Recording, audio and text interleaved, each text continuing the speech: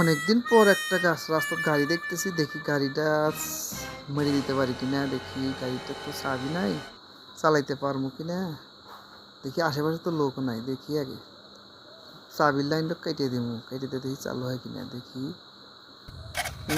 হতে পারে চালু হতে পারে, দেখি আগে গাড়ির দুইটা আগে স্টার্ট দিই।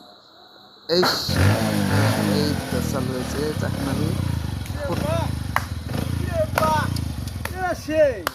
আরে ভাই তোকে কি কয় ধন্যবাদ দিমু তা টের পেতেছি না তারপরে কলা হলি না আমার ভুল হয়েছে, ক্ষমা করে দে।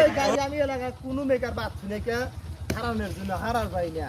আমার বাড়ি গেছে একজন বুদ্ধি হয়েছে যে ওই রাস্তাতে জঙ্গল ওই গাড়ি ছিঁড়ে দিবি, এই চোরে তোর গাড়ি ঠিক করে দিব।